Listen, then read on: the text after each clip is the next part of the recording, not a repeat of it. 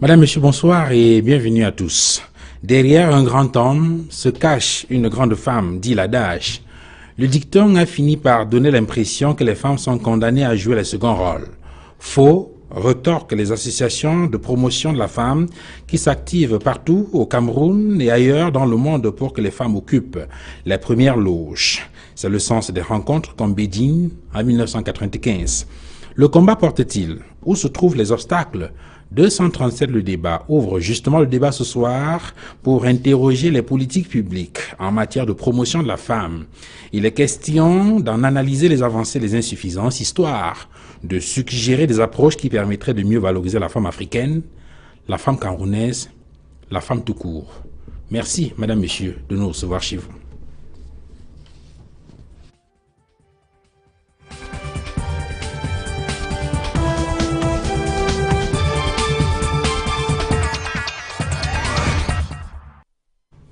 Pour commenter ce sujet ce soir, nous avons essentiellement convié des femmes.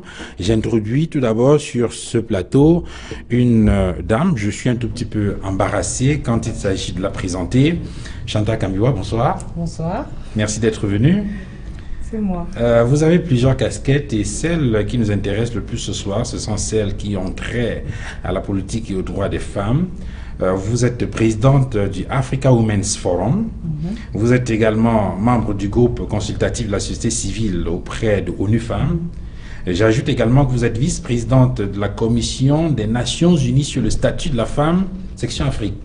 C'est ça. Et je n'oublie pas que vous êtes membre du Présidium de l'Internationale socialiste en tant que vice-présidente. C'est ça.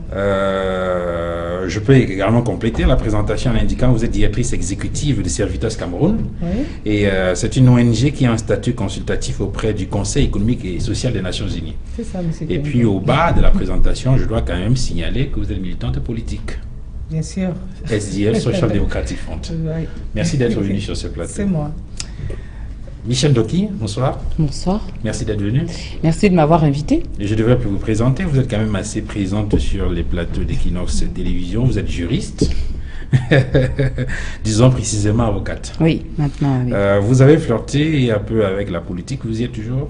J'y suis toujours, oui, parce que je pense qu'on ne cesse jamais de l'être. Vous avez été directeur de la division juridique dans quelques structures de la place. Vous êtes surtout très active dans le domaine de la formation des femmes, du lobbying pour la prise en compte de l'approche genre. Et vous donnez d'ailleurs beaucoup de conférences sur la question. Vous êtes régulièrement sollicité pour animer des séminaires dans ce sens. Merci d'être venu. Merci de m'avoir invité encore une fois. J'introduis également sur ce plateau Louise Florence Tamsar. Bonsoir. Bonsoir. Merci d'être venue. Merci. Vous êtes délégué d'arrondissement pour Douala 2 du ministère de la promotion de la femme et de la famille, mais ce n'est pas à ce titre que vous êtes sur ce plateau ce soir, c'est comme experte des questions des femmes et des enfants, si je ne m'abuse. Oui, tout à fait.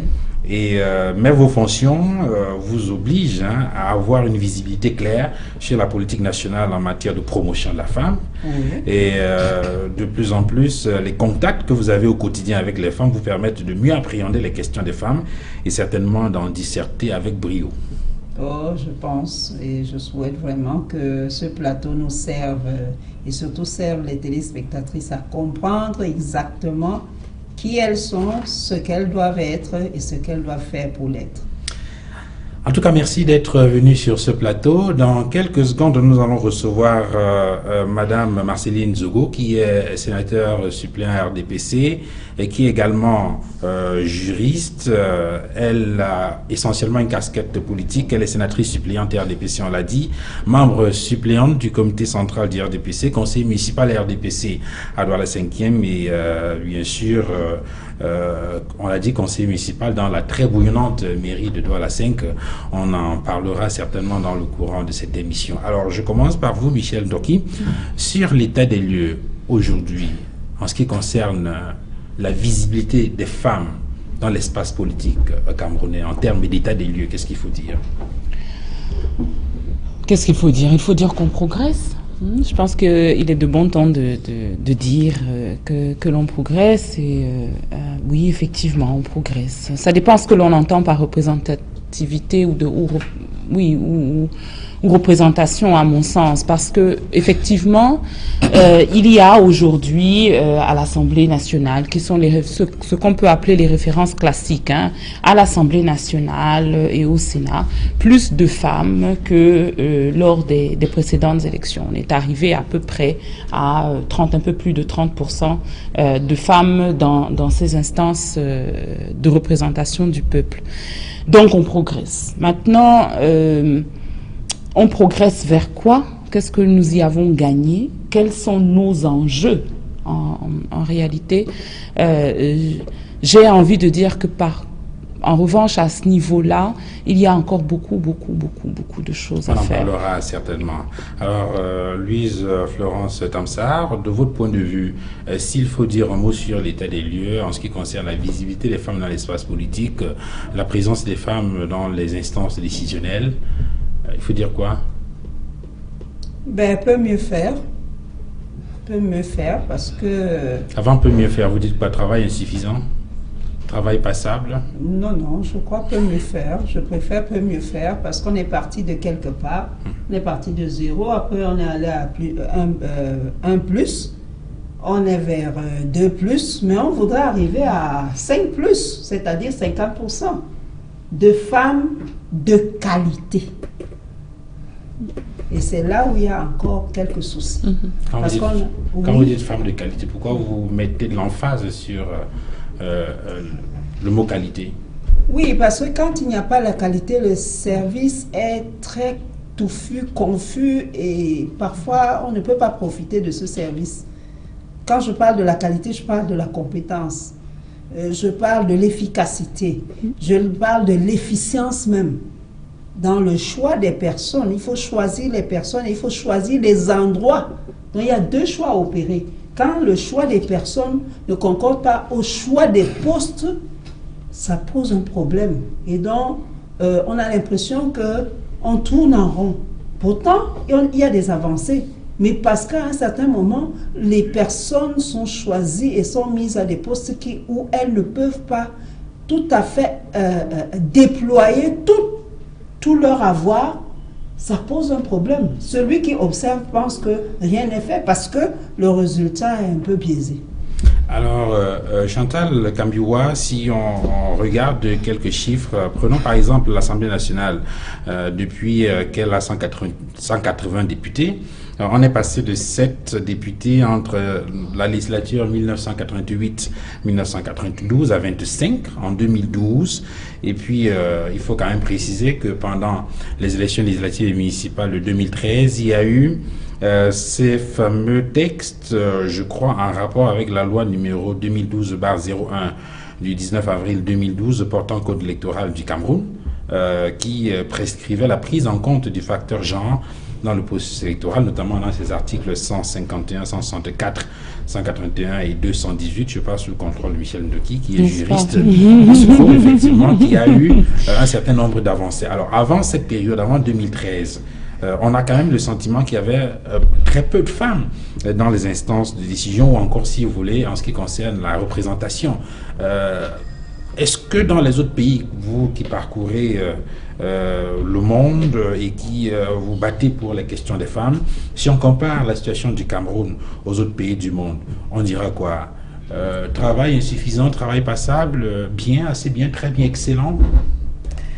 Ben, écoutez, je voudrais d'abord dire merci du fait que ce débat prend encore pas à l'approche des élections ou pendant le 8 mars. Parce qu'il est absolument important de vulgariser ce débat, que ça rentre dans le quotidien. Parce que pourquoi on en parle? Pourquoi cette nécessité de la présence des femmes dans les instances décisionnelles? Ce n'est pas une question de femmes, c'est une question du développement humain, d'offrir à chaque être humain une vie décente et digne. Donc, si pour atteindre cet objectif, il faut passer par la femme, et c'est le cas, ça a été démontré à travers Béji, à travers les OMD, alors il faut en parler. Je le dis parce qu'il est important que ceux qui nous regardent, qui pensent qu'ils ne sont pas concernés, ne zappent pas. C'est une question qui concerne tout le monde. Et on n'atteindra pas ce développement sans la participation des femmes. Alors maintenant, sur la question... Ah oui, oui, sur la question, on parcourt le monde, quel que soit le monde. Les femmes ont les mêmes problèmes. C'est la manière de les aborder et de les résoudre qui font la différence. Aujourd'hui, en tant que Camerounaise, j'ai moins honte lorsqu'on en parle, parce que quand même, il y a eu cette prise en compte dans le code électoral de mon pays. Parce qu'avant, ce n'était pas difficile de trouver, de devoir une liste de candidats sans femmes. Mais aujourd'hui, le fait de pouvoir rejeter une liste parce qu'il n'y a pas de femmes, c'est quelque chose. C'est une avancée considérable, même si cette loi doit être fortement améliorée. Et on espère qu'aux prochaines élections, elle doit être améliorée, parce que si ça s'arrête là, ça devient encore un autre danger. Mais le premier pas est fait, et je peux dire que sur le plan international aujourd'hui, on peut être content d'être camerounaise vu sur cet angle-là. Parce que dites-vous bien que nous sommes quand même, nous sommes allés au-delà des 30%, et ça nous a permis, en tant que Camerounaise, en tant que groupe consultatif de la société civile auprès d'ONU Femmes, d'organiser au sein des Nations Unies un événement sur la participation politique des femmes. Ce qu'on n'aurait pas pu faire avant, parce qu'il n'y avait rien à montrer. Nous recevons donc sur ce plateau Marceline Zogo. Marceline Zogo, bonsoir. Bonsoir, monsieur. Merci d'être venu sur ce plateau. Et toutes mes excuses pour le retard. Vous n'êtes pas très en retard, en tout cas, parce que nous sommes encore au premier tour de table. Je l'indiquais tout à l'heure, vous êtes juriste de formation, mais on vous connaît davantage sous votre casquette politique. Tout à fait. Vous êtes sénatrice suppléante et RDPC pour littoral. Vous êtes également membre suppléant du comité central du Rassemblement démocratique du peuple camerounais. Le parti au pouvoir ou le parti proche au pouvoir, c'est comme vous voulez. Et bien sûr, conseiller municipal RDPC dans la très bouillonnante mairie de la 5. Exact. Voilà. Alors, sur la question, immédiatement, on ne va pas vous laisser le temps de souffler. Sur la question, lorsqu'on fait l'état des lieux en ce qui concerne la visibilité des femmes dans l'espace politique camerounais aujourd'hui, votre analyse? Oui, heureusement, quand j'arrive, je trouve que ma consoeur, Madame Kambiwa, est pratiquement en train je veux dire, je ne dirais pas d'ovationner, mais elle marque sa reconnaissance par rapport à ce qui est fait par le gouvernement du renouveau en place, parce que contrairement à ce que l'on peut penser, la lecture se fait de manière claire, que la volonté politique a amélioré le niveau de femmes dans les sphères de prise de position dans notre parti s'exprime de manière claire aujourd'hui. La prise de décision se fait de manière très claire aujourd'hui. Sur le plan politique, dans tous les discours du président de la République, il ressort la détermination à relever la dimension genre et surtout à la faire respecter dans les actes qu'il prend, de même que par rapport à ses collaborateurs, le Premier ministre, les ministres dans la gestion des ressources humaines. Et pour mettre de la braise à votre pipe, je voudrais préciser que le président Biya, dans sa profession de foi pour la présidentielle de 2011, avait envisageait inscrit déjà la parité, il envoie dans sa vision politique comme un objectif. Voilà. Et dans cet ordre d'idées-là, on peut donc noter que le dernier code électoral, tel que le disait Madame Kambiwa, c'est-à-dire celui de 2012, prescrivait de manière claire la prise en compte du genre dans les scrutins de liste au niveau des municipales, des législatives, des sénatoriales, des régionales. Et c'est ça qui nous donne le résultat que nous avons aujourd'hui, parce que nous nous retrouvons au niveau du Sénat avec 20 femmes qui siègent, sans compter les suppléantes, c'est-à-dire nous. Et au niveau de l'Assemblée nationale, 56 femmes pour 180, c'était pas ça à la législature. Voilà. Et au niveau des mairies, on a eu 30 femmes pour 360. C'est vrai que 2 sont parties déjà. Et bon, maintenant, pour ce qui est du gouvernement, nous avons 9 femmes qui siègent au sein du gouvernement avec 6 ministres pleins. Nous avons les secrétaires d'État, les secrétaires généraux, je ne sais pas s'il faut dire secrétaire général, sans compter la panoplie des femmes au poste de direction dans tous ces départements ministériels, directeurs, inspecteurs et tout ce que vous voulez. Maintenant, au niveau du commandement, on a un préfet, et sans compter les sous-préfets, parce qu'il y en a déjà... 58, c'est bien de le préciser. Mais c'est déjà un début, c'est un pas. Et il y a les sous-préfets, il y a les secrétaires généraux, générales des régions. Nous avons 2 femmes ambassadeurs. Maintenant, dans les corps d'élite, généralement, qui faisaient l'apanage des hommes, nous avons des femmes colonels à ne plus compter. Aujourd'hui même, elles sont commandantes d'unité avec un commandant de légion dans le sud. Au niveau de la police, les commissaires divisionnaires, on ne les compte plus. Avec la nomination, oui, avec la nomination dernièrement de Mme Oyono, poste de directeur adjoint à l'école, à la grande école de formation de la police. Et je crois que, bon, au niveau comment on appelle ça, des structures de gestion, nous avons 3 femmes directeurs générales dans les sociétés d'État. Et nous avons un directeur général de douane. Ce n'est pas donné, surtout en Afrique. Directeur général de Sopecam. Directeur général de Sopecam, directeur général de la SNI, directeur général des investissements et autres. Je crois quand même que la liste commence à s'allonger et on peut être fier d'être camerounaise. Alors, Michel Doki, sur cette question-là, lorsqu'on écoute les chiffres, ça paraît très intéressant. C'est vrai que ce serait davantage intéressant si on présentait ça en termes de ratio. Je vais d'ailleurs indiquer tout à l'heure, en ce qui concerne le nombre de préfets. Quand on dit un préfet, il faut quand même voir que c'est 58. Exactement. Et puis 2 ambassadeurs sur je ne sais pas combien de représentations diplomatiques du Cameroun à l'extérieur. C'est vrai que c'est intéressant, mais il se trouve que, comme les autres l'ont reconnu sur le plateau, on peut mieux faire. Exactement. Oui. C'est-à-dire que, bon, moi, Madame, vous prenez mon attachement pour les chiffres. Je crois qu'effectivement, on ne peut pas dire qu'il n'y a pas de pas qui soit fait. Mais je pense que c'est intéressant pour nos téléspectateurs de savoir quelle est la taille de ce pas. Est-ce que nous sommes en train de dire qu'avant aujourd'hui, le chiffre pour les préfets, non, c'était pas les préfets, il y a on vous avait cité, non, vous avez cité un poste de prise de décision où il y a une femme. C'est préfet. Oui, c'est bien préfet. Alors, c'était la première fois depuis l'histoire du Cameroun qu'on nommait une femme. Oui. D'accord. Donc, en 2015, pour la première fois, ou à peu près, pour la première fois, on nomme une femme préfet. Bon. Il faut toujours une première fois. Ah oui, je sais. Je suis d'accord, mais c'est pour ça que je dis que j'aime l'idée que l'on se rende compte de la taille du pas que l'on fait. Personne ici, effectivement, pas plus moi que Mme Kambiwa, ne nie qu'un pas est fait. La question est de savoir aujourd'hui pourquoi est-ce qu'on fait des pas. C'est pour ça que je posais la question du un pas vers où. L'avancée, c'est vers quoi? Pourquoi est-ce que l'on fait des pas? Pourquoi est-ce qu'il faut nommer des femmes? Est-ce que c'est parce que ça fait joli? Est-ce que c'est parce que le président Biya l'a dit dans sa profession de foi? C'est intéressant de demander qu'est-ce qui fait que dans sa profession de foi, il commence à dire il faut des femmes.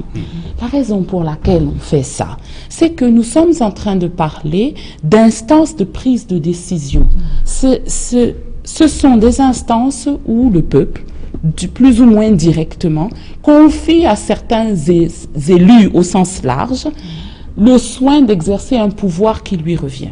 Mais qu'est-ce que c'est que le peuple? 51% de femmes, 49% d'hommes. La représentation logique voudrait donc que l'on retrouve dans leurs élus ce schéma-là, parce que ce sont des personnes qui représentent la société dont ils sont issus. C'est la première chose. Deuxièmement, on est en train de parler de pouvoir.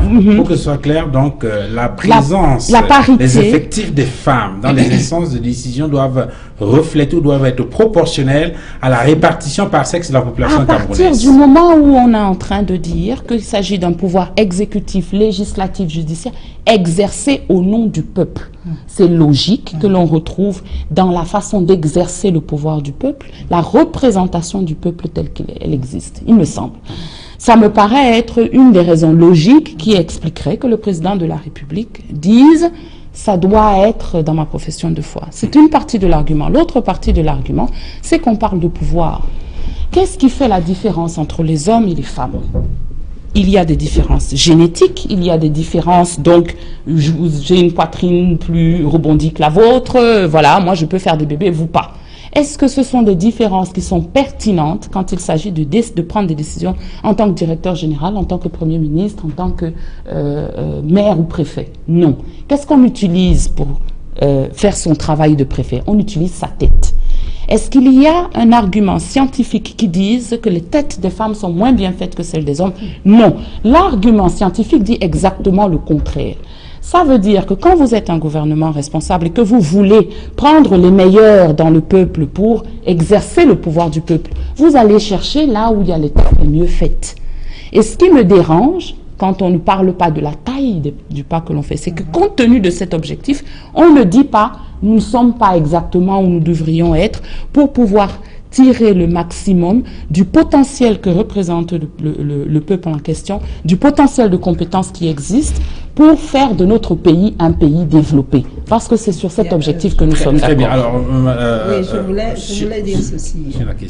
Sur la question de la parité. C'est vrai, les pas sont des petits pas. Ça, il ne faut pas se cacher. C'est des petits pas par rapport à la proportion de la population féminine et masculine que nous avons au Cameroun. Mais il y a aussi une réalité qu'on a tendance à oublier, c'est que à un certain moment, quand on parle de parité, elle ne peut pas être très exactement appliquée au niveau, je parlerai ici des compétences, je ne parle pas de la politique directement faite, mais je parle des compétences, dans le sens où, lorsque nous regardons la population camerounaise, nous partons d'une histoire. Et l'histoire voudrait que c'est ces derniers temps qu'on peut prétendre avoir autant de personnel féminin dans tous les postes parce qu'on a la matière, on a des femmes, on a des filles qui font que on peut placer des personnes là où il faut les placer, où on peut se faire représenter comme il faut. Ça, il y a quand même un pan de l'histoire dans ce pays où il y avait des femmes intellectuelles, mais la pyramide était tellement fine au point où on avait des problèmes quand il fallait trouver, quand bien même on aurait l'intention de trouver, quand il fallait trouver des gens, il y avait des problèmes parce qu'il y avait carrément des séries qui étaient vides, il y avait carrément des domaines qui étaient vides. Mais cela n'explique pas que maintenant, rendu au niveau où on a de la matière première, qu'on continue à traîner le pas. Cela n'explique pas. Donc c'est ça, c'est ce que je voulais dire. Parce que quand on parle de parité, il ne faut pas penser qu'on peut appliquer la parité comme ça à tous les domaines sans tenir compte de la matière première. La matière première ici, il s'agit de la femme capable. C'est là où je reviens sur le mot qualité. Il s'agit de la femme capable. Quand je parle de la qualité, ça n'a rien à voir avec la beauté, la cuisine, la fabrication des bébés et tout. Je parle d'une femme qui est capable. Elle peut ne pas être instruite, mais elle est capable de tirer le reste. Parce qu'on a besoin des leaders, on a besoin des femmes. On n'a plus besoin du folklore parce que pendant longtemps dans ce pays, la femme servait à se tenir au bord de la route, à applaudir, à faire des youyou quand ces gros leaders masculins passaient. Alors, il y a deux questions. Il y a deux questions qui se chevauchent, Marceline Zogo. Il y a la question de la nécessité qu'il y a de densifier les effectifs féminins dans la sphère de décision. Et il y a, de façon sous-jacente, une autre question qui apparaît, c'est sur les raisons de la sous-représentation ou de la sous-représentativité des femmes dans les sphères de décision. Je pense que les raisons, Madame vient de les évoquer, elles sont davantage socio-culturelles. Et l'histoire évolue. L'histoire évolue en s'appréciant par rapport aux données qui s'intègrent dans le système. Et je crois que tel qu'elle a si bien défini, aujourd'hui, de plus en plus, on réalise quand même que on a plus de la qualité. Il y a de la qualité qui s'intègre dans la masse, qui s'intègre dans le système. Et à côté de cela, la femme elle-même devrait prendre son combat en main, c'est-à-dire s'organiser, à s'intégrer, parce que rien ne nous sera donné. C'est une question de rapport de force. Et ce n'étaient pas des postes vides. ces postes ont généralement été occupés par les hommes qui ont toujours eu une place prépondérante par rapport à la gestion des choses. Alors pour y aller, il y a la qualité qui s'intègre, qui doit être prise en compte. Ce n'est pas une question de nombre, c'est une question de crédibilité. Moi, je pense qu'au jour d'aujourd'hui, la femme devrait comprendre que son avancée, sa progression tient d'abord d'elle-même. C'est-à-dire s'organiser en lobbying, comment on dit ça, se mettre en force de proposition telle qu'elle a toujours fait, parce qu'on n'est pas arrivé là où on est, notamment, surtout dans les postes électifs, on n'est pas arrivé là parce qu'on nous a fait du cadeau, elle a lancé quelque chose. Nous nous sommes battus. Et je crois que c'est ce qu'il faut faire maintenant, s'organiser en réseau, en lobbying, savoir où nous allons, nous fixons des objectifs, maintenant savoir qu'est-ce que nous avons en termes de qualité, et là nous nous imposons. Alors, parce que rien ne nous sera donné. Je veux bien préciser que maintenant nous sommes en train d'évaluer, d'essayer de retrouver les raisons qui justifient cette sous-représentation, parce qu'il faut bien se rendre compte qu'au fini, ce qui nous préoccupe, c'est de trouver des solutions qui permettrait bien évidemment qu'on ait un peu plus de femmes dans les sphères de décision, parce que visiblement ces femmes-là auraient une plus-value en ce qui concerne le développement économique et social de notre pays. Mais pour qu'on arrive aux solutions, il faudrait bien évidemment qu'on analyse les causes, et c'est la raison pour laquelle je pose la question donc sur les causes. Sur ces causes-là, de votre point de vue, Chandra Kambiwa, il faut aller voir, il faut chercher à quel niveau. Est-ce que c'est au niveau d'une éducation insuffisante, éducation politique, manque d'enthousiasme ou encore une obstruction masculine? Plusieurs niveaux. Il faut d'abord savoir comment on accède à ces positions de prise de décision. C'est soit par des nominations, soit par des élections. Maintenant, c'est bien que le président de la République inscrive dans tous ses discours la question du genre. Et il spécifie même, il parle de la femme. Il faut maintenant transformer cela. Et là, il n'y a que lui. C'est lui qui décide de nommer 2 ou 3 ministres sur 66 ou 40. Donc, il y a ce côté qui ne concerne que le chef de l'État. Le chef de l'État, c'est quelqu'un qui a quand même un pouvoir. Il ne peut pas nous dire aujourd'hui que sur une 50aine de ministres, il ne peut pas trouver 25 femmes. Et là, je vais venir sur la question de la qualité, parce que c'est là justement qu'on arrive à avoir les femmes. Et elle l'a rectifié, parce que j'étais un peu offusquée lorsqu'elle a dit que ce n'était pas une question de l'intellectuel en tant que tel. Donc, je vais revenir là-dessus. Donc, je disais la première chose, ce sont les nominations. Nous n'avons aucun contrôle là-dessus. Il faudrait qu'on ressente la volonté du chef. Il faut que cette volonté soit manifeste, qu'elle soit concrète sur le terrain. La deuxième possibilité, c'est à travers les élections. Et la voie des élections elle-même a tellement d'embûches. Le premier, c'est notre code électoral, qui a déjà une avancée significative. Ça, on ne peut pas le nier. Mais cette avancée est menacée. Très menacée, je dirais d'ailleurs, si ce n'est pas encadré. Parce que j'ai travaillé avec une équipe de femmes, d'ailleurs elle était la déléguée de Douala 2e, a fait partie de cette expérience. C'était une initiative à travers Servitas, Kaouled et Courage 2D. Nous sommes descendus sur le terrain pour contribuer à accroître le taux de participation des femmes en tant qu'électrices et en tant que candidates. Il s'est posé pas mal de problèmes que nous-mêmes nous avons constatés. Cette loi-là a permis, quelque part, à exploiter encore plus de femmes. Les hommes voulaient aller aux élections, ils ne pouvaient pas y aller sans les femmes, alors ils sont partis chercher les femmes. Ils les ont, entre guillemets, déversées sur les listes à des positions pas éligibles. Cette loi doit être complétée par 1, le quota, et par 2, par des positions sur la liste. La meilleure façon, c'est d'utiliser la méthode des zébrés. Un homme, une femme, un homme, une femme, sur les listes des municipales et même des législatives. Tout à l'heure, pour rejoindre la question de la capacité, sur le terrain, il y a des femmes qui ne savent ni lire ni écrire le français. ou l'anglais, elles sont carrément zappées par notre code électoral. Mais ces femmes, l'anglais et le français, ce n'est pas nos langues. Ce sont des langues qui nous ont été imposées. Vous comprenez que la question de la langue est un gros handicap. Au lieu de zapper les femmes qui ne peuvent pas lire le français ou l'anglais, il faut plutôt vulgariser, mettre l'accent sur la vulgarisation, l'apprentissage de nos langues nationales. Et c'est là où, dernièrement, je me suis rendu compte qu'il y avait des initiatives dans ce sens.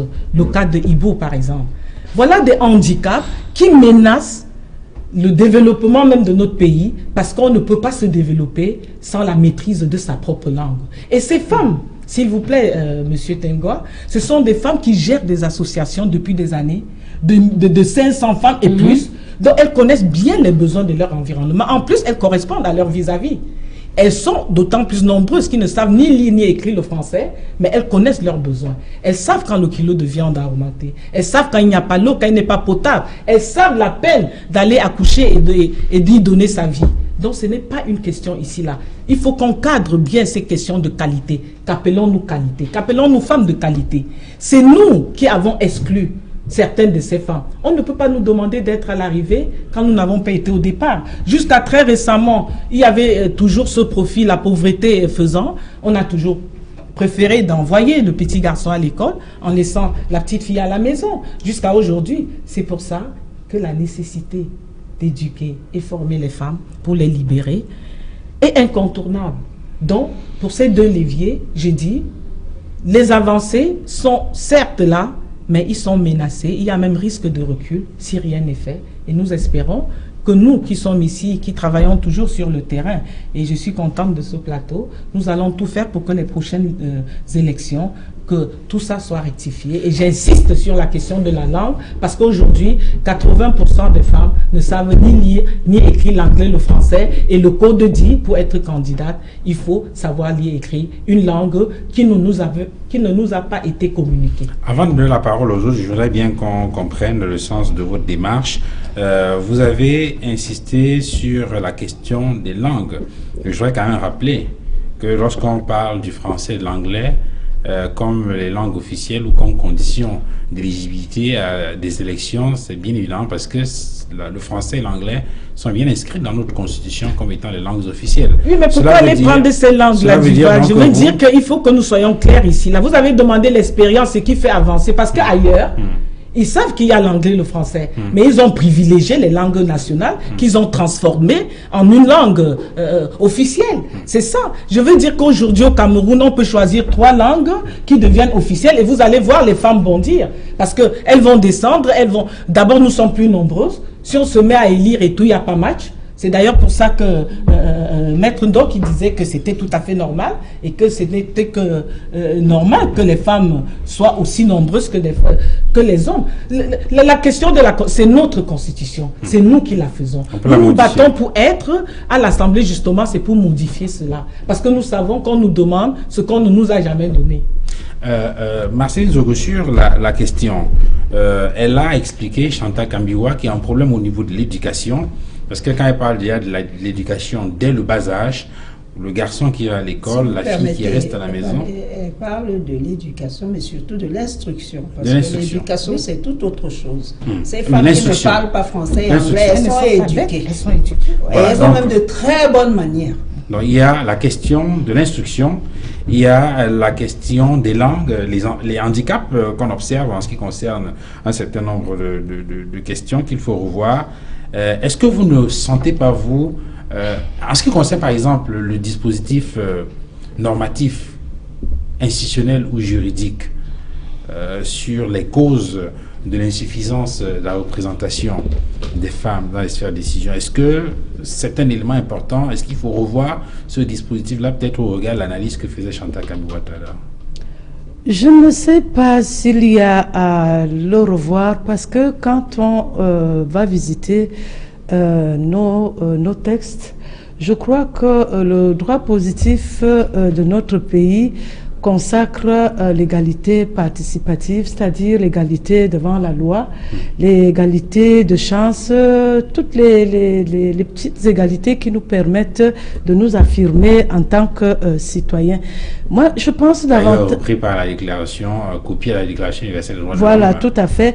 Je pense que ce qu'il y a lieu de faire, c'est d'éduquer, ou comme elle a dit, d'instruire. Il faut penser à l'instruction. C'est pour ça que je salue l'arrivée et la création de l'académie de notre parti, créée par le président du RDPC, parce que le problème sur le terrain, c'est justement celui de rencontrer des gens qui ne savent pas où ils vont, ils ne savent même pas ce qu'ils vont faire dans le parti, parce que nous avons deux catégories de militants. Les militants qui ont des ambitions et les militants sans ambition. Et à côté de ça, vous avez des sympathisants qui sont au rebond, parce qu'ils vous observent.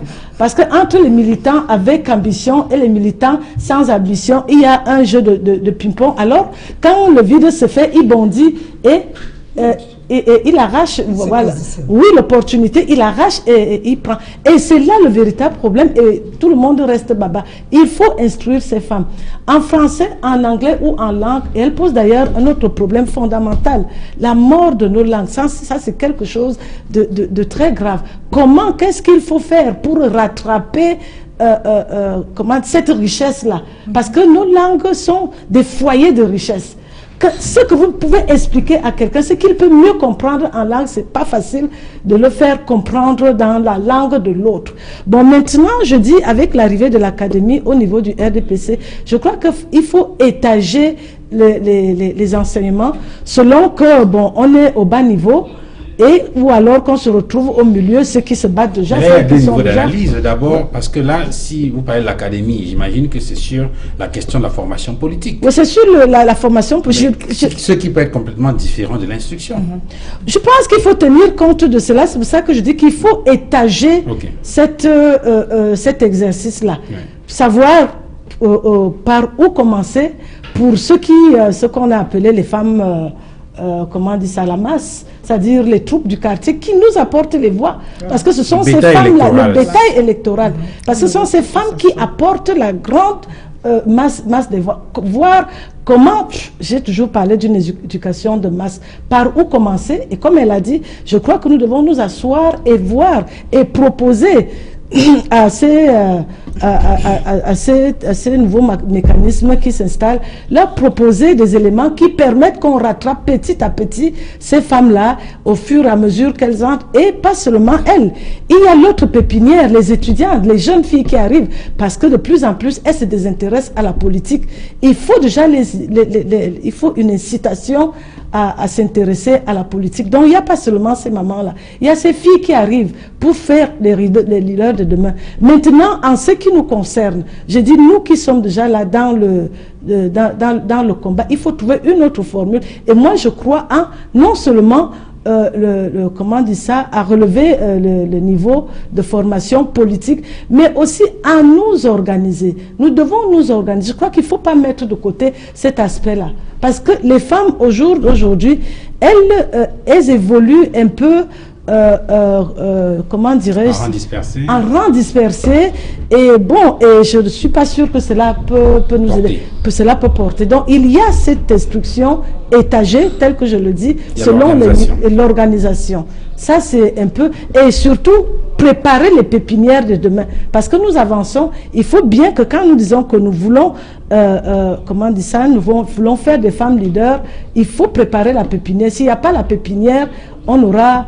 Le reste, je ne suis pas sûre qu'on pourra... Alors, la question du leadership tout à l'heure, Michel, donc vous allez prendre la parole tout à l'heure sur la hiérarchisation peut-être des priorités, sur les leviers possibles.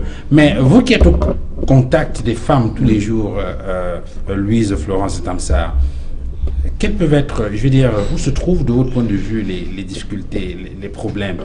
Certainement... Hormis les problèmes de l'histoire socio-culturelle, je ne vais pas revenir là-dessus, c'est le béaba, tout le monde sait ce qui s'est passé. Du moins, ceux qui n'étaient pas là ont quand même appris que ma grand-mère n'avait pas le droit de manger le gésier. Bon, ça, c'est... Mais nous avons quand même une réalité. Les documents qui sortent, qui concernent la population, est-ce qu'on ne peut pas les traduire? Parce que j'ai connaissance que les dictionnaires existent quand même dans certaines langues dans ce pays, et même des ouvrages de grammaire. Il faut déjà les traduire, le code électoral dont elle parle. Est-ce qu'on a toujours besoin d'aller chercher un homme quelque part qui est en train de lui offrir 2 bières pour qu'il vienne parler lorsque je parle français? Ou alors, et ça c'est ce qui est moins avantageux, c'est de trouver quelqu'un qui va parler la langue. Mais là c'est moins avantageux, c'est même très dangereux parce que ce que quelqu'un te transmet, surtout dans le domaine politique, il va choisir ce qu'il va garder et il va donner ce qu'il va donner. Donc on risque d'avoir des interprètes à la manière de notre ami Oudjama. Donc je dis la première solution, traduire les documents. Quand quelqu'un n'est pas intéressé par quelque chose, il ne peut pas s'engager. Et la première manière d'intéresser quelqu'un, c'est de l'amener à prendre connaissance avec la chose. Maintenant, la part des choses va s'imposer. C'est-à-dire, je prends connaissance et je choisis de m'écarter, ou je prends connaissance et je choisis de m'engager. Nous parlons là de l'engagement. C'est cet aspect de la langue, justement, qui semble visiblement vous intéresser. Le deuxième problème... J'espère que vous n'avez pas perdu le fil de vos idées. Je vais relancer pour qu'on développe cela.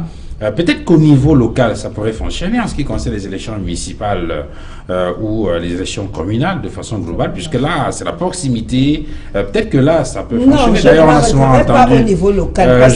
J'aurais bientôt fini de poser la question et puis vous allez répondre.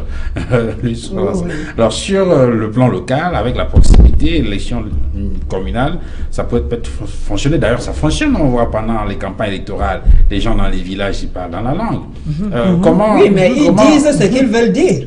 Oui, je vais dire. Maintenant, il faut essayer de faire un peu de science-fiction. Comment ça fonctionnerait à l'Assemblée nationale du Cameroun? Je vais vous prendre l'exemple de l'ONU. Vous pensez que tous les pays qui siègent à l'ONU parlent la même langue? Traduction. Mais oui. Pourquoi on va exclure quelqu'un qui a une capacité de leader, qui a une capacité de tirer les gens vers la lumière, entre guillemets? On va l'exclure parce qu'il ne parle pas français et anglais. Alors qu'une fois à l'Assemblée nationale, il va jouer son rôle pleinement. Il faudrait qu'on puisse traduire, que quand on s'assoit à l'Assemblée nationale, on va me dire, oui, on a 270 langues, mais elles sont dérivées de 3 ou 4 ou 5 principales langues. Bien sûr. On peut amener des gens, pendant qu'on appuie le bouton pour écouter en anglais, pendant que l'autre appuie le bouton pour écouter en français, on peut retravailler cela, puisque nous téléphonons dans nos langues. Bien sûr. Et le téléphone ne plaît alors, pas. le deuxième élément que vous vouliez souligner Le tout à l'heure. téléphone ne réclame pas l'anglais. Le deuxième élément, c'est le jeu de cache-cache des acteurs politiques. Le jeu de cache-cache des acteurs politiques qui ressemble un peu au jeu de cache-cache du mari et de la femme. C'est-à-dire que lorsque le mari pense que la femme va sortir pour son propre avantage, il va créer une situation pour l'empêcher de sortir. Et lorsqu'il pense que si elle sort, c'est pour son propre avantage, il va l'encourager à sortir. Comment est-ce que j'explique ça? Le jeu de cache-cache est celui-ci, parce que nous sommes des observatrices. Moi, je ne suis pas politicienne, mais je regarde les acteurs jouer sur le terrain. Ça consiste à quoi? On a demandé qu'il y ait des femmes dans les listes. Je sais que celle-là, elle a de la poigne. Si je la mets dans ma liste, elle peut me battre. Ou alors, elle peut même retourner les gens. Ou bien, elle peut ouvrir une fenêtre et on va voir certains de mes défauts par rapport à la population. Donc, je vais prendre celle qui est bénie, oui, qui ne comprend rien, qui n'entend rien. Et je vais même la pousser jusqu'à la mettre dans une position. Parce que derrière elle, c'est moi qui agis. Il y a cela. Les dames politiques qui sont là, peut-être qu'elles vont me contredire, mais nous, en tant qu'observateurs, nous voyons cela sur le terrain. Et donc, vous assistez à un scrutin de liste. Nous qui observons, vous lisez, vous arrivez à un niveau, vous éclatez de rire. Parce que, comme nous sommes dans la communauté, nous savons qui est qui. Et donc là, ce sont les femmes qui deviennent un des obstacles aux femmes. Non, ce n'est pas les femmes. Nous ne sommes pas encore. Je suis au deuxième problème. Je ne suis pas encore au problème de la femme contre elle-même. Je dis au deuxième problème, je suis acteur politique dans une communauté. Je sais qui a le regard, qui est poignant, qui peut faire changer les choses, qui peut parler. Mais je choisis de mettre dans ma liste, en flattant, en faisant des gens qui sont des bénis, qui ne comprennent rien et qui ne vont jamais me créer de problème. Je dirais entre guillemets que c'est de bonne guerre. Mais on va vers quoi? Cette communauté, elle doit se développer. Qui profite de ce développement? C'est nous tous. Donc si je tue l'élément qui va encourager le développement, le cercle est vicieux, hein, ça va revenir vers moi. Là, vous mettez en relief l'égoïsme. Oui. Alors, Michel Loki. Et justement, alors je vais peut-être commencer par ce dernier point, mais je crois que l'égoïsme n'est pas un défaut propre aux femmes. Je crois que ce que Madame décrit est un... Je parle de nos acteurs hommes. Non, ce que je veux dire, c'est que je ne crois pas qu'il vise spécifiquement les femmes. Je pense qu'il vise aussi les hommes en faisant cela. Et que nous avons un problème de la présence des personnes en politique qui n'est pas un problème spécifiquement féminin. Bien sûr, il s'aggrave avec le genre féminin, et je pense qu'on peut gloser sur les raisons, hein. Mais je crois qu'il y a un problème de toute façon de qualité de notre personnel politique, si je peux l'appeler ainsi, et que c'est un problème camerounais. Ce n'est pas un problème de femmes ou un problème d'hommes. J'ai entendu tout à l'heure demander les gens ne savent pas où ils vont.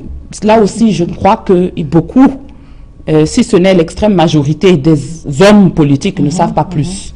J'ai été en tant que candidate à des élections en face de personnes qui me reprochaient en tant que membre d'un parti de ne pas avoir de programme, ce qui était faux. Quand je lui ai répondu, d'accord, nous allons parler de programme, quel est le vôtre? Il m'a donné, alors qu'on parlait d'une élection municipale, les différents éléments de la stratégie du chef de l'État, hein, de l'ère des grandes réalisations. Donc, alors qu'on parlait de l'élection locale. Donc, nous avons un problème global qui est un problème de qualité de notre personnel politique. Et je crois que c'est la faute non pas seulement des personnes politiques, mais des Camerounais dans leur ensemble. Ça procède de la défection des Camerounais par rapport aux questions politique par rapport aux questions de leur vie. Et que s'ils étaient plus présents dans la conversation, ils pourraient peut-être attirer notre attention sur le fait que ce problème de langue est peut-être un problème pour nous, quarantenaires, cinquantenaires et soixantenaires. Mais ce n'est pas le problème de 70 à 80% de la population de ce pays. 70% de la population de ce pays a 30 ans ou moins. Et l'extrême majorité de ces gens-là ne parlent pas les langues dont nous parlons ici. D'accord? L'extrême majorité de ces gens-là, c'est la génération de Facebook, de Twitter, d'Instagram. Ils ont tout un tas de mots que nous ne connaissons pas. Et c'est à eux que ce pays appartient. Ces personnes-là sont également éduqués. Nous avons atteint la parité au niveau de l'éducation. Ils sont allés à l'école et ils sont 50-50 quasiment parmi ceux qui sortent du secondaire, parmi ceux qui sortent des enseignements supérieurs. Donc, aujourd'hui, si nous analysons... La langue de votre point de vue n'est donc pas prioritaire. Non, il n'est pas décisif en ce qui concerne la population prise dans son ensemble. Il est décisif en ce qui concerne la configuration actuelle de la conversation politique, qui est une conversation entre vieux, quand ce n'est pas une conversation entre vieillards. Et effectivement, certains vieux et vieillards ne parlent pas correctement le français ou l'anglais parce qu'ils sont nés à une époque où ce n'était pas obligatoire. Mais je voudrais dire, et c'est pour finir, que lorsqu'on dit qu'il faut éduquer, que ça me heurte parce que ça signifie qu'il faut laisser les choses se faire naturellement. C'est tout à fait naturellement. Est-ce que c'est tout à fait naturellement qu'on est arrivé à la parité en ce qui concerne l'éducation? Non. On s'est rendu compte à l'époque des indépendances, que les parents ne voulaient pas envoyer les enfants à l'école. Si on avait laissé la nature faire, nous serions au même niveau d'alphabétisation que certains des pays où il n'y a pas eu de politique volontariste. C'est la responsabilité du gouvernant de dire j'ai un problème. J'ai une population dont j'ai besoin pour amener ce pays vers le développement. Si cette population n'est pas suffisamment... Si cette population n'est pas suffisamment volontaire, je dois l'y encourager. Je dois, et c'est toute la question de la parité, faire en sorte que ça devienne, ça arrive par la force des choses. Parce que la force naturelle ne me permettra pas d'atteindre mes objectifs de développement. Si vous prenez l'exemple de l'Afrique du Sud, l'ANC n'avait pas d'académie. Quand Nelson Mandela est devenu président de la République, il n'y avait pas d'académie au niveau de l'ANC pour éduquer les gens à la politique. Il n'y avait jamais eu, plein de ces gens qui sont devenus ministres n'avaient jamais eu de pouvoir avant. Ils ont quand même dû faire.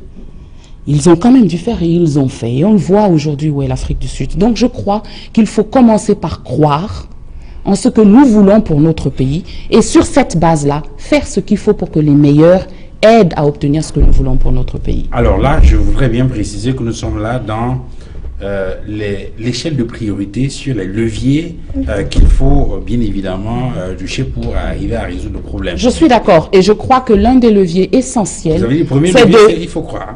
Oui, je crois que l'un des leviers essentiels, c'est de sortir de cette vision dichotomique de la question de la parité. Ce n'est pas une bataille des femmes contre les hommes ou l'inverse. Ce n'est pas une bataille pour obtenir quelque chose qu'on ne nous donnera pas. Il n'y a pas de on. C'est une discussion pour arriver au Cameroun que nous voulons. Il faut commencer, à mon sens, par voir cette question comme une question globale, qui est une question humaine et qui est une question camerounaise. Quand on cesse de parler de « il faut plus de femmes, plus d'hommes, moins d'hommes », mais qu'on commence à dire, comme disait Chantal tout à l'heure, nous voulons des personnes de qualité au poste important pour amener notre pays vers où nous voulons aller, je crois qu'on a attaqué le problème par le bon bout. Et là, dans de votre point de vue, le premier élément à prendre en compte, c'est la construction d'une vraie vision politique et d'une politique qui permettrait effectivement l'épanouissement des femmes. À mon sens, clairement. Chantal Kambiwa, vous avez semblé indiquer tout à l'heure que le premier et le meilleur des leviers pour vous, c'est d'abord le levier langue. Je veux même aller un peu plus loin avant de citer les autres priorités dans un autre sens. Oui. La langue, base pourquoi? Ok, nous parlons du Cameroun d'aujourd'hui.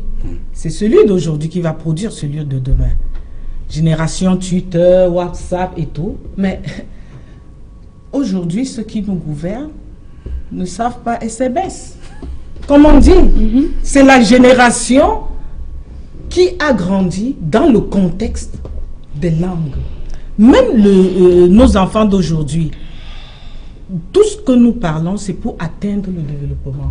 Et je vous dis, personne, aucun peuple ne va se développer sans la maîtrise de ses traditions et de sa langue. Absolument. Il faut d'abord que même ces enfants-là maîtrisent la langue. Or, aujourd'hui, et on le disait tantôt, nous parlons du domaine politique. Lorsque nous descendons sur le terrain, c'est là où nous voyons la nécessité de cette langue. Pourquoi faire toutes nos campagnes en différentes langues et aller s'asseoir à l'Assemblée nationale et zapper ces langues? C'est pas possible. Parce que nous expliquons aux gens comment il faut creuser le puits, pourquoi la nécessité d'avoir un puits, tout ça en dialecte et en langue. Lorsqu'il faut descendre pour aller chercher ces voix, nous savons comment communiquer avec eux. Mais une fois que nous sommes élus, ces personnes-là sont mises à l'écart à cause de cette langue. Au lieu de dire tout simplement que si on ne sait pas lire l'anglais et le français, on ne peut pas être conseiller municipal ou député en tant que femme. C'est important pour nous parce que nous parlons de la présence des femmes dans les instants de prise de décision. Et je dis et je répète que la question de la langue est un premier barrage. Déjà même, pour nos enfants qui sont sur le web et tout, j'ai assisté à un lancement à la chefferie de Sodiko d'un outil puissant qui s'appelle Ibu, qui est une plateforme de web et de mobile permettant l'apprentissage des langues. Là, il y en a déjà 8 et de nos traditions. Donc, prenez vos tablettes et tout, allez chercher Ibu. Moi, je vous dis, tant que c'est nous, il faut que notre pays cherche à résoudre le problème de la langue pour résoudre le problème de la femme. Pourquoi? Parce que l'autre problème important, c'est la pauvreté. La pauvreté est un obstacle et nous savons tous que la pauvreté a le visage d'une femme. Personne ne va résoudre la pauvreté s'il n'y a pas l'harmonie dans la communication. Et je reviens, et partout il y a ça. Même nos députés qui vont là-bas à l'Assemblée, pour ceux qui ont, je veux dire, la présence d'esprit d'aller rendre compte au peuple, ils le font en langue. Ça veut dire qu'il y a problème. Il y a problème. Alors que ces personnes-là n'ont pas le droit de participer. Elles sont plus nombreuses. Il y a la pauvreté. Il y a l'éducation. Là, c'est vraiment l'école. L'éducation et la formation. Éduquer et former les femmes pour les libérer. Parce que tant qu'elles ne sont pas éduquées, elles ne sont pas formées, elles ne seront pas libérées. Et en plus, la clé de tout ça, les violences. Si vous pouvez imaginer l'impact qu'ont les violences sur les femmes, déjà au sein des partis politiques, il faut éliminer la violence en politique. Parce que c'est ça qui freine. Ça freine les femmes. Parce qu'aujourd'hui, nous n'avons pas la possibilité d'être des candidats sans appartenir au parti politique. Le fonctionnement même des partis politiques au Cameroun est violent. Violent pour la femme.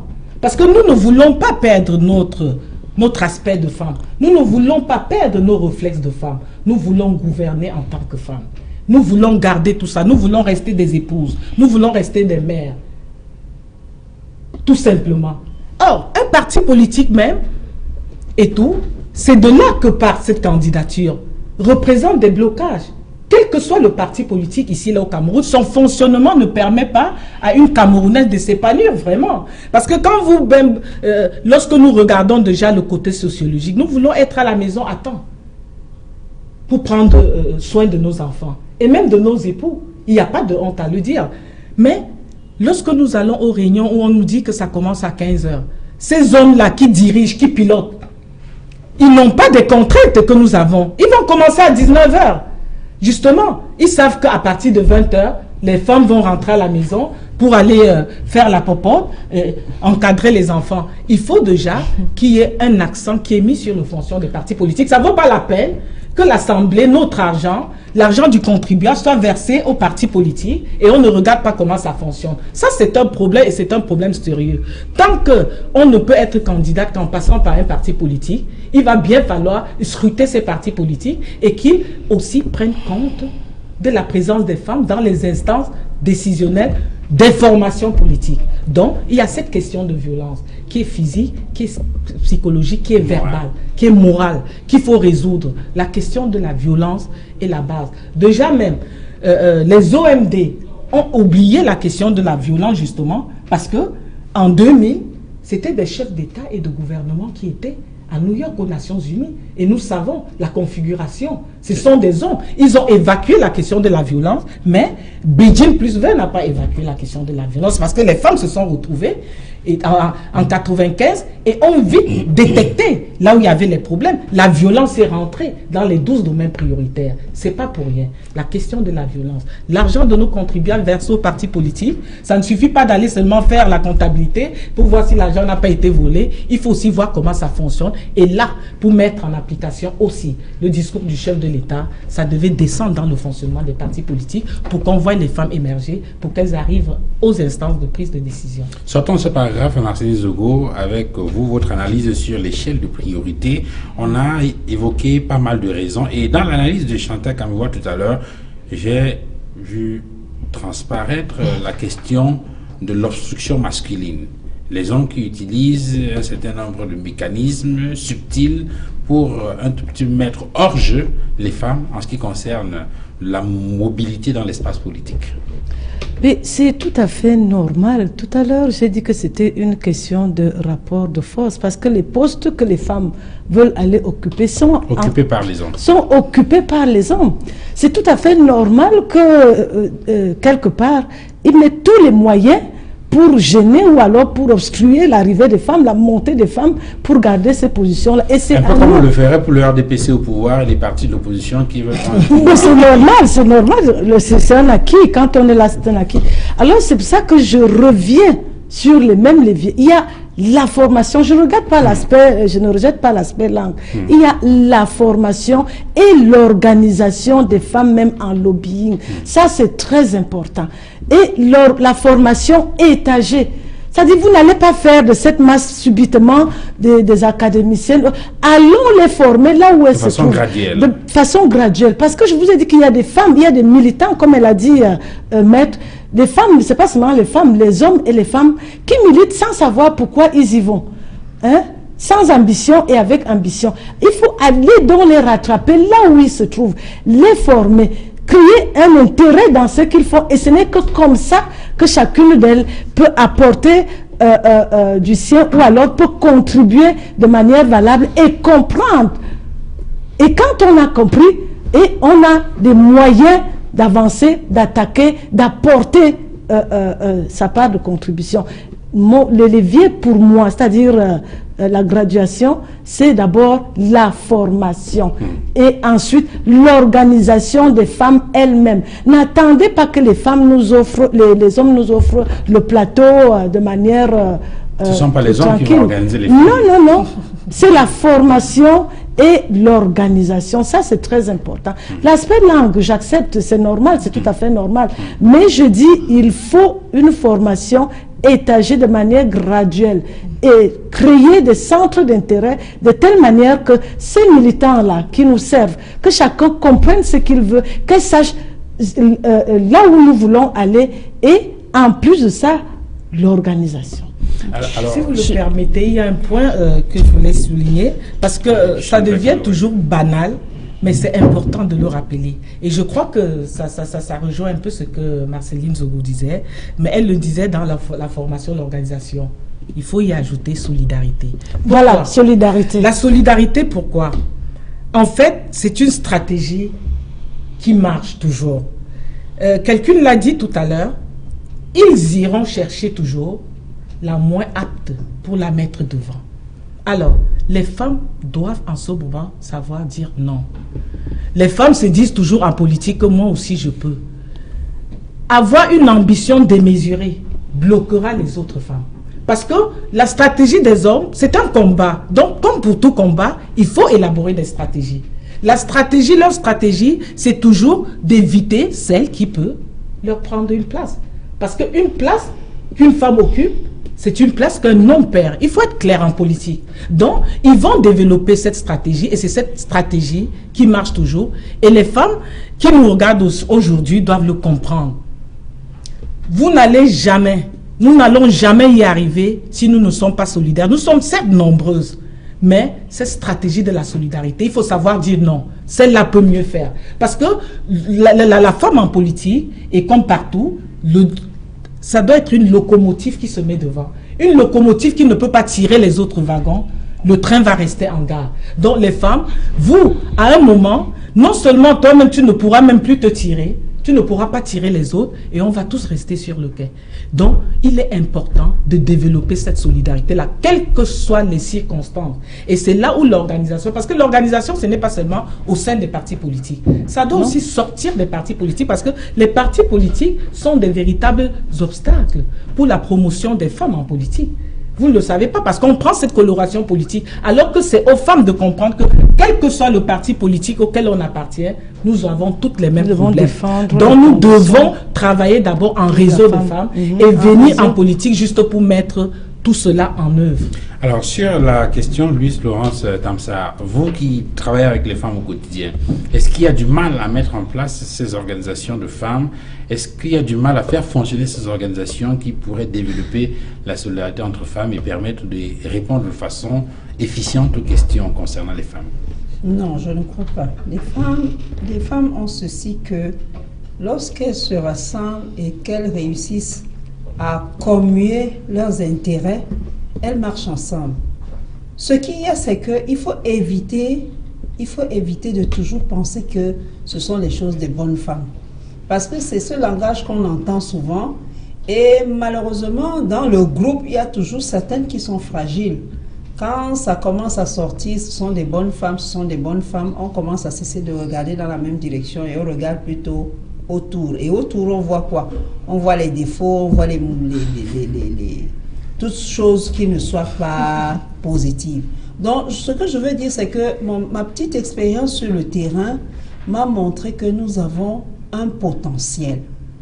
Et les femmes savent se mettre ensemble. Sauf que la nature de la femme est orientée vers le détail. Maintenant, est-ce que ce détail lui sert à avancer ou ce détail lui sert plutôt à régresser? C'est ça le souci. Mais sinon, elles sont organisées et bien organisées. Et je vais vous dire, vous n'allez peut-être pas croire, il y a des femmes qui ne savent ni lire ni écrire, en fait, qui, de prime abord, ont l'air bébêtes, si je peux me permettre ce terme. Mais lorsque vous les trouvez dans leurs associations, vous voyez la poigne avec laquelle elles savent drainer 100, 200, 300 femmes derrière elles Et c'est là où je reviens sur mon problème de langue. Vous mettez une femme comme ça à côté pour aller prendre une femme qui sait parler anglais, qui sait faire comme les blancs et qui ne comprend pas la communauté et qui ne sait même pas mettre le doigt. Si on lui dit par priorité quel est le besoin de ta communauté, elle va aller chercher un besoin de folklore, entre guillemets, ça c'est mon expression. C'est-à-dire un besoin de folklore, c'est-à-dire un besoin qui ne change pas essentiellement le quotidien. Il y a problème. Donc les femmes sont organisées. Le problème que nous avons, pour rejoindre Madame Zogo au niveau de la pépinière, c'est les jeunes filles que nous n'arrivons pas à mettre en Elles ne association. s'intéressent même pas. Elles ne s'intéressent pas, je ne sais pas pourquoi, mais bon. Justement, moi je veux essayer.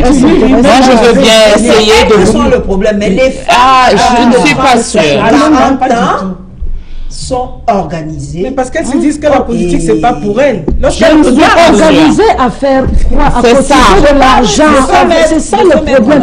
Or, nous avons des visées, nous devons arriver quelque part. Mais oui, mais pour ça, c'est ça le problème. Quand on est, vous êtes une élue et vous avez été élue en tant que député. Combien de députés, des 180 personnes qui sont aujourd'hui à l'Assemblée nationale ont été élus parce que leur communauté leur a remis un vote, leur a fait un vote de confiance en disant va là-bas faire passer telle priorité. Combien? Il faut qu'on arrête. Nous sommes en train de parler d'un pays où moins de 10% de la population en âge de voter se déplace. Donc, cessons de faire comme s'il s'agissait de personnes qui représentent le peuple. La représentation du peuple dans ce cas-là est purement théorique.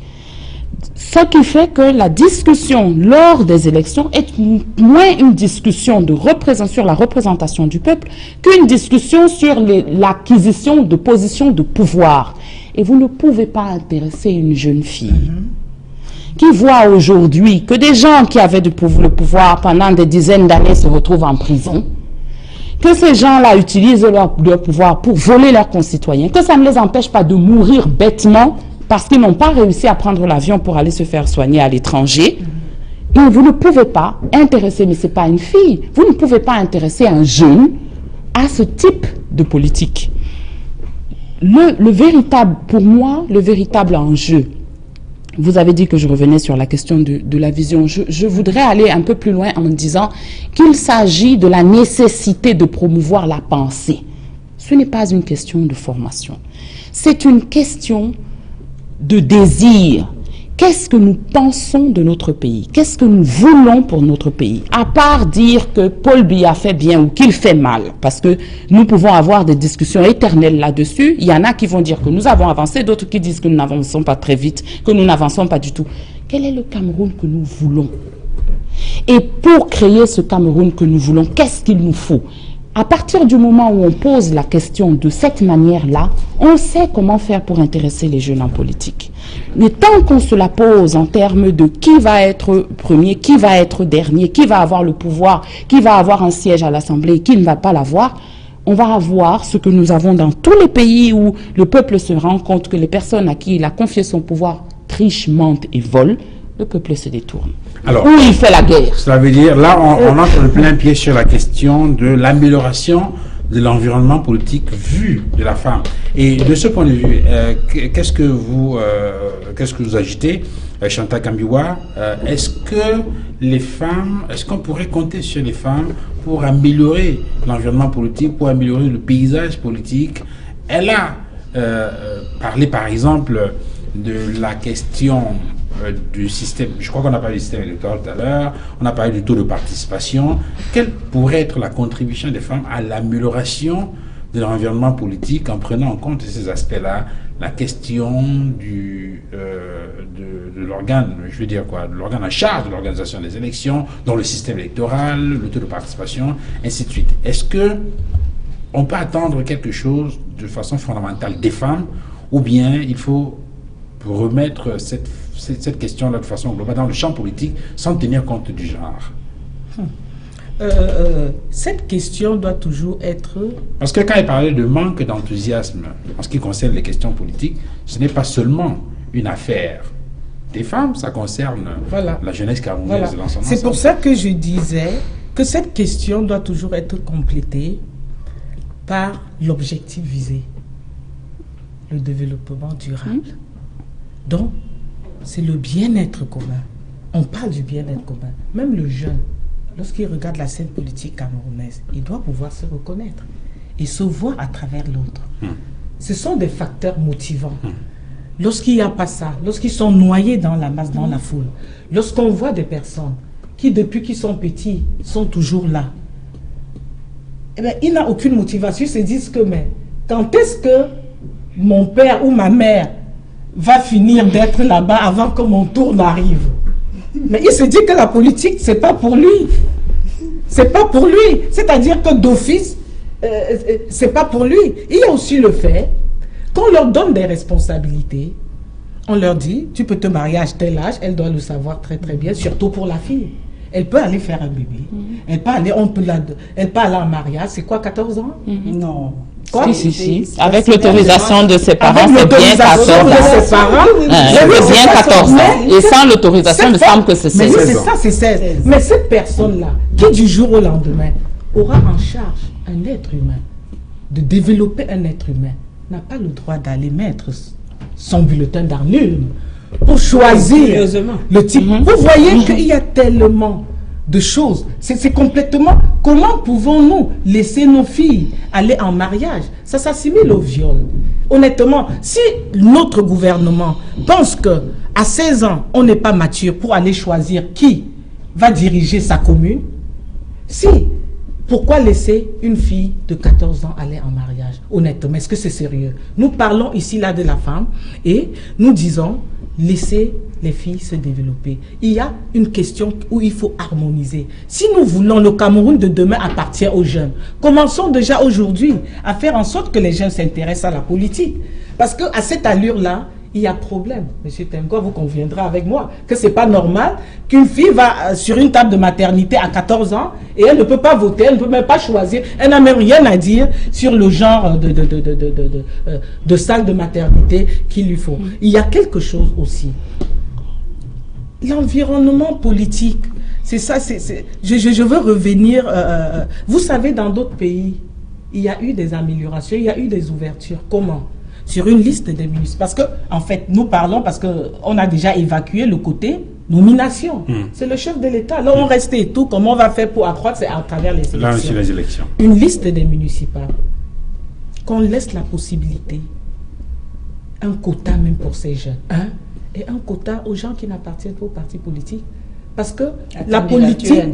Bien sûr, non, mais sur les listes. Parce qu'il y a un quota, on en a vu au Sénégal. Et ça produit... beaucoup de femmes. Comment ça? Mais c'est-à-dire, on fait une liste, on dit il y a 5 places, c'est pour la société civile. Oui, oui. C'est comme ça que vous avez vu des femmes émerger. Et c'est une loi positive, ça ne dépend que de nous. Lorsque nous connaissons un peu comment ça fonctionne, les débats, ici, là, est-ce que les gens suivent ma compte? Le dernier code prenait quand même en compte l'aspect jeune, hein? Ça, il ne faut pas le dire. Non, on sait, mais l'aspect jeune, mais qui est jeune? Oui, ils avaient le problème, et c'est pour ça que vous trouvez les jeunes dans les mairies actuellement, même à l'Assemblée nationale. On sait, mais le jeune, là, c'est quelle qualité de jeune? C'est ça, c'est le jeune qui a 14 ans, c'est celui qui a 16 ans ou le jeune qui a 45 ans. C'est le jeune de 14 ans que vous attendez à la mairie, c'est le jeune de 14 ans que vous attendez à l'Assemblée nationale. Attendez, Madame Jogo, le jeune de 16 ans, c'est ce qu'il veut, hein. Parce que si c'est le jeune de 50 ans, parce que ce sont ce genre de jeunes qu'on trouve. Parce que nous devons d'abord nous... Je viens de vous prendre l'exemple d'une fille que la loi autorise d'aller devenir chef de famille. Devenir chef de famille à 14 ans. Et on vous dit que ça... Quelle loi? La loi du Cameroun? Bien sûr. C'est 16 ans. Donc, la loi du Cameroun n'envoie pas les filles à mariage à 14 ans.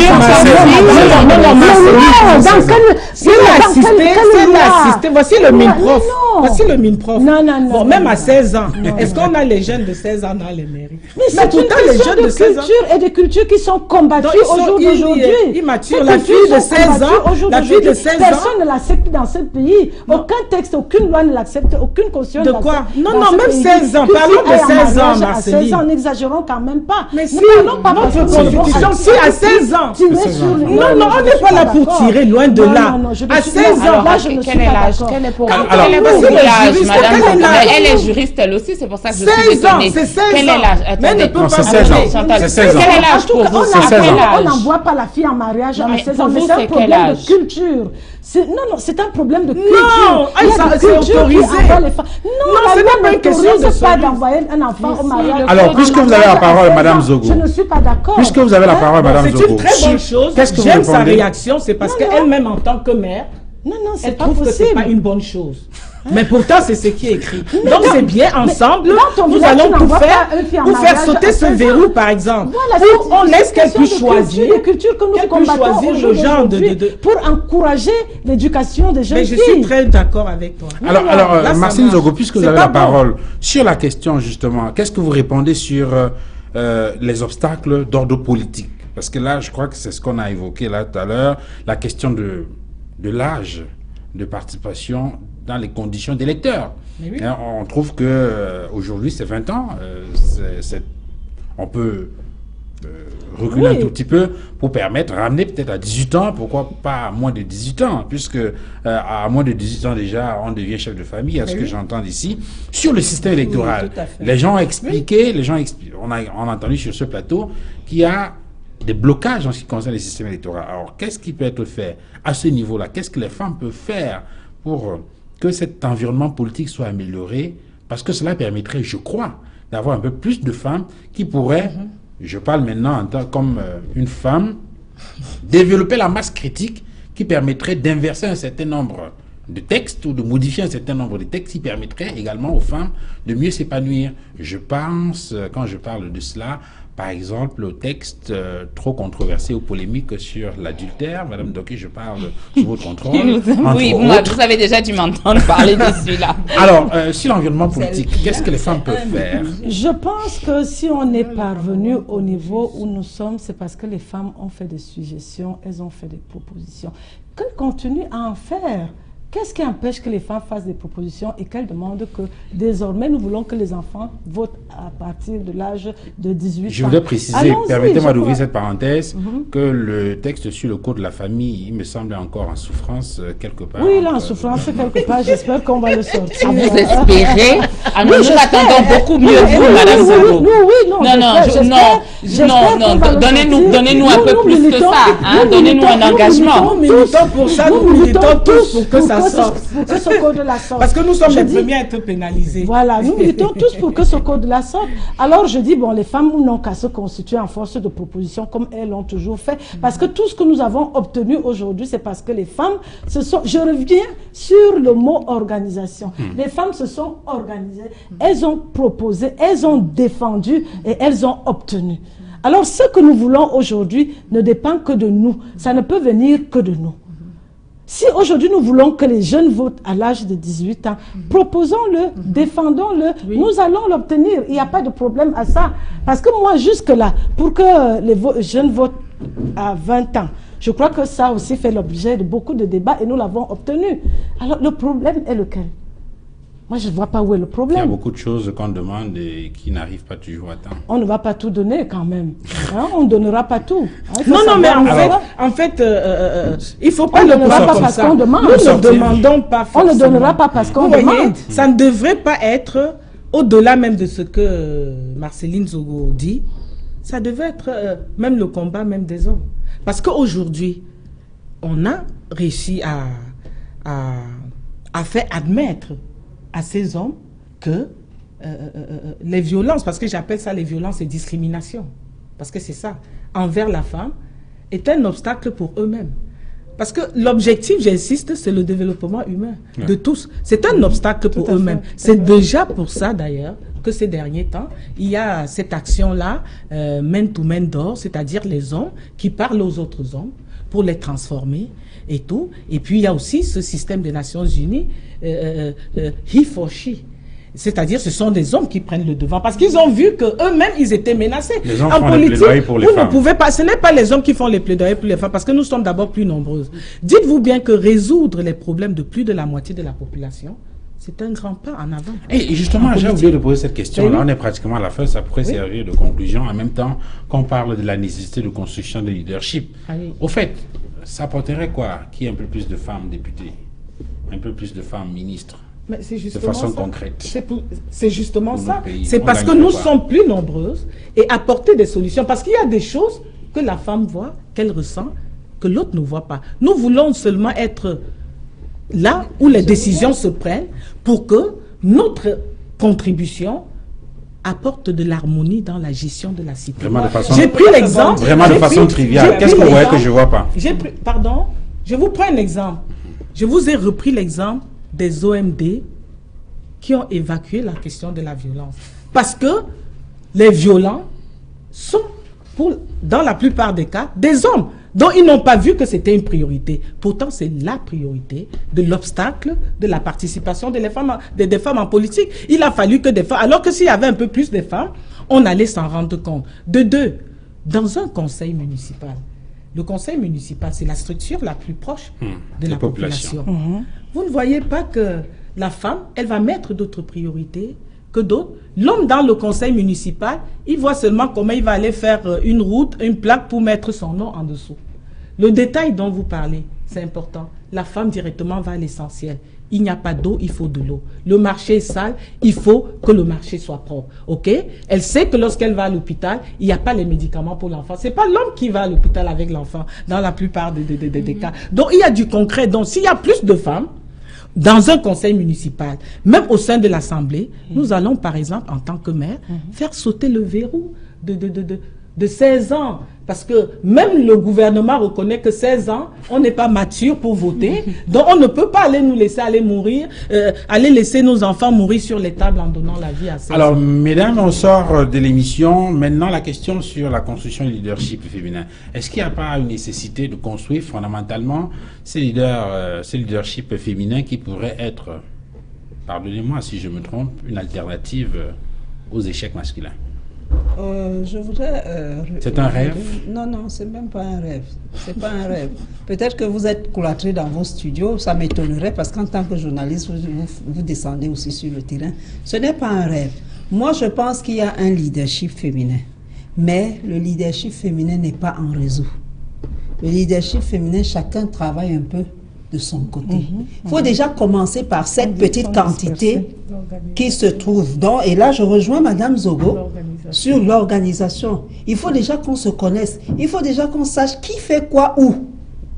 Et à ce moment, on fait un réseau. Ce petit noyau va entraîner les autres comme un aimant à s'ajouter. Donc, il y a un leadership féminin, mais chacun travaille un peu de manière éparse sur un domaine dans son petit coin et parfois avec ce que nous avons comme environnement de corruption. Pourquoi je parle de corruption? Je ne parle pas de matière d'argent ici. Je parle de corruption mentale, c'est-à-dire que lorsque je ne suis pas capable de faire, au lieu de reconnaître que l'autre fait, je commence à médire de ce que l'autre fait. Donc, c'est de ça que je parle. C'est ça que j'appelle la corruption ici. Au lieu donc, parce que si nous sommes en réseau, ça va diminuer l'impact de la corruption et ça va permettre que l'action soit globalisée et soit visible. Parce que les femmes font des choses. Et les médias devraient... Et le deuxième problème, justement, je voulais sortir par les médias. Excusez-moi, messieurs les médias. Et j'ai souvent l'habitude de dire que nous avons deux problèmes au Cameroun. Nous avons les médias. Non, contrairement à ce que les hommes ne sont pas le problème. Les hommes ont leurs problèmes et ils expriment leurs problèmes à travers la violence. Je dis les médias sont un problème dans ce pays et les politiques sont un problème. Les médias sont le problème, pourquoi? Peut-être que c'est dans leur formation qu'on leur a dit qu'il faut seulement montrer le côté négatif. Peut-être c'est ça qui va attirer l'audimat ou je ne sais pas quoi, ou comment vous appelez ça. On constate qu'à chaque fois qu'il y a un petit problème qui concerne la femme, on voile complètement les bonnes choses que les femmes ont fait et on vous le publie à temps et à contre-temps et on fait tous les commentaires, on organise les plateaux et tout, et tout, et tout. Ah, ça, on n'a pas remarqué ça. Oui, vous n'êtes pas observateur. Moi, je passe mon temps à observer. Et les politiques sont le problème parce que tous, d'une manière ou d'une autre, passent leur temps à se taper dessus. Au lieu de nous dire, voici là où nous allons, nous avons besoin de ci ou de ça et de ça. Lorsque nous allons évacuer ces deux problèmes, et nous allons prendre les quelques femmes leaders en main, les tenir par la main et se regarder et dire, ma soeur, ton mari te gronde comme il me gronde. Il m'empêche d'aller au meeting politique comme il t'empêche. Même si je suis RDPC, j'ai le même problème que SDF, que CPP, que je ne sais pas. Je crois et j'ai foi que ça va avancer. Alors, et la dernière chose, et je clôt mon propos, c'est que nous les femmes, nous sommes cause à un certain pourcentage de nos problèmes, parce que c'est nous qui susurrons des paroles de puissance et de pouvoir dans les oreilles des hommes sur l'oreiller. N'accepte pas qu'on te fasse ça. Pourquoi c'est toi qui fais ça? Pourquoi tu dois plutôt faire ça? L'argent qu'on vole là-bas, c'est pour nous habiller, nous envoyer faire le marché dans les avions de l'autre côté. Merci beaucoup. C'est intéressant ça. Michel Loki, sur la question du leadership féminin. Alors, c'est un vaste programme. Et permettez-moi de redire à quel point je suis sensible quand on parle quand on associe les mots leadership et genre. Je crois que le leadership, c'est une qualité humaine, ce n'est pas une qualité associée à un genre.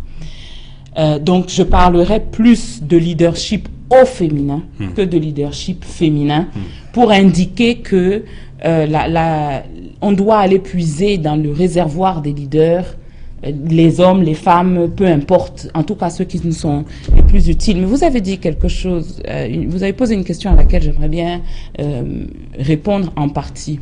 Qu'est-ce que ça changerait d'avoir plus de femmes à l'Assemblée nationale? Ça changerait la façon dont on regarde. J'étais convaincu par sa réponse.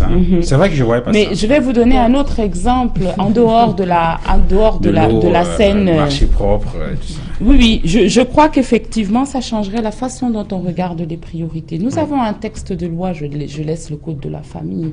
Nous avons des textes de loi qui sont ségrégationnistes en ce qui concerne l'accès des femmes à la propriété. Nous avons encore des représentations culturelles qui veulent qu'une femme va en mariage, donc elle n'a pas le droit d'accéder au foncier, c'est normal de donner aux hommes la terre, etc. 80% de la population de ce pays qui travaille dans l'agriculture est une population féminine. Pourtant, nous avons un problème qui est qu'aujourd'hui, le gouvernement veut passer à l'agriculture de deuxième, de troisième, je ne sais pas quelle est la génération à laquelle nous sommes rendus. Mais 80% des personnes concernées sont des femmes. Comment elles font pour augmenter leur productivité si elles ne sont pas propriétaires de la terre? Donc, elles ne peuvent pas gager cette terre, l'hypothéquer pour avoir des crédits. S'il y avait plus de femmes à l'Assemblée nationale, on pourrait se poser la question sous cet angle-là. Les hommes ne voient pas cette réalité-là. Donc, ça ne leur vient pas à l'idée en termes de priorité. Merci Zogo, bonsoir de l'émission. Oui, je pense que les unes et les autres nous rattrapent. Parce que quand je dis que c'est la femme elle-même qui doit se battre pour se positionner, quand je les écoute, je crois que chacune d'elles l'a dit ici. Ça ne nous viendra pas des hommes. C'est nous qui connaissons nos problèmes. Et le leadership féminin, tel que l'a dit Chantal au jour d'aujourd'hui, nous avons les femmes, notamment dans les prises des décisions à la base. Quand elle parle de mairie, c'est très important. On parle de décentralisation aujourd'hui. Qui maîtrise les problèmes de famille? Qui maîtrise les problèmes du terrain? Qui maîtrise les problèmes de la population? Ce ne sont pas les hommes. Mais quand vous allez dans les mairies, il n'y a pas beaucoup de femmes.